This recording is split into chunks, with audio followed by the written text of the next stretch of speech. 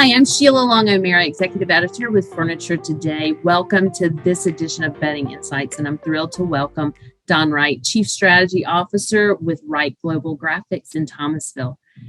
Hey, Don. Hey, Sheila. How you doing? I'm well. Thanks for joining me. So we were talking just a few minutes ago about the slowdown in the furniture industry and the bedding industry, and a lot of times when these things happen, companies think that they no longer need to invest in marketing and advertising, but you were saying that's not the case. So can you share with me your insight on why now is the time to look at your marketing program and your branding strategy? Well, fortunately and unfortunately, fortunately, you're going to have time. And unfortunately, you're going to have time to do it. But good marketing and branding takes time. When things are kind of running and gunning, it almost becomes a secondary thought to people. And when things get slower, it's a great time to kind of assess and look at what you're doing. And I always talk about the why you're doing it. What message do you want to send to your customer base, your community, whoever it is you're trying to sell to? And when you have the time to put some real thought into it, you can come out of it with a much better message and a story that really fits who you are as a company and who your demographics are. So sometimes it's a slowdown's not the worst thing in the world, and that sounds crazy, but it's okay to take a breath. I mean, the world does it. We have spring after winter, and winter's sort of our time to breathe a little bit. This is maybe our winter, so it's kind of an esoteric thought, but I believe in it. Well, and I think it makes sense. We have the moment. Let's take some time and dig in deeper to figure out what your message needs to be to the consumer to draw him or her in. Absolutely. Because that's what it is. I think people buy from companies that they associate with. And I think the younger consumer certainly does. They want a connection. They want an association with that, with who they're doing business with. And so again, you get caught up in the rat race and the churn of just doing. And it's not bad to take that time to figure out why, how, and what you're doing and how you communicate that. So it's not a bad time. So what is your advice? You had talked about 3, maybe 4 C's that people should need to address with their marketing. What's the advice that you would share? The consumer today has thousands of things being thrown at them on a regular basis, and they're very distracted, especially the middle to younger generations. And so I think the 4 C's, you have to be comprehensive.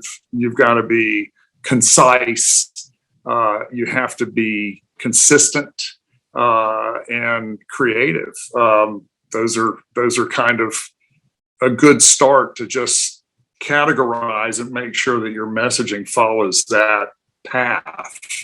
And if you break it down that way, it can be a little bit of a framework for you to go on. And it's easier to build off of a framework. All houses have a foundation, and marketing's no different. Oh, I like that. Marketing is the foundation. That's a smart tip right there. Use it as your foundation for building your strategy out. So what are some Absolutely. of the things? What are some of the things that you're hearing from your customers that they're looking for, specifically as it relates to marketing and their branding?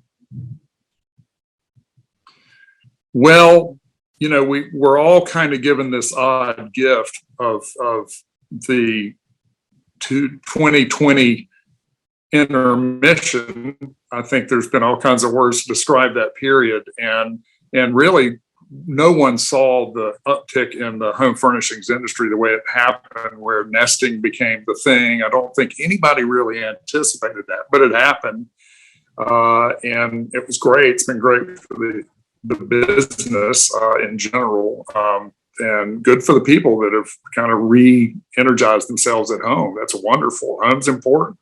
And I think that if you take that, but realize now there's a shift, they were kind of on autopilot, that they weren't really working. So we're seeing a lot of companies at all tiers, the upper end, middle, and lower, not necessarily economic end, but just size wise.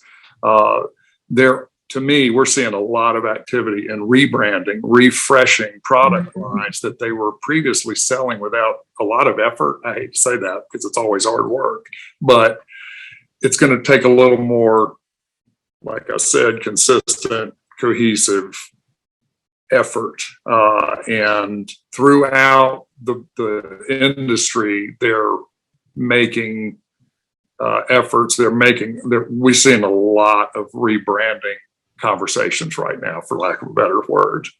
That sounds kind of exciting. There'll be some interesting new looks coming down the pike. So I look forward to that. Most definitely. They're gonna redress and reapproach, and there's some good storytelling going on. You've seen it with a lot of the brands, both in the retail sector as well as the manufacturing sector, are starting to re-advertise, and they're going to follow that up, dovetail that with we got some interesting rebranding coming up. We're excited about it. Nice.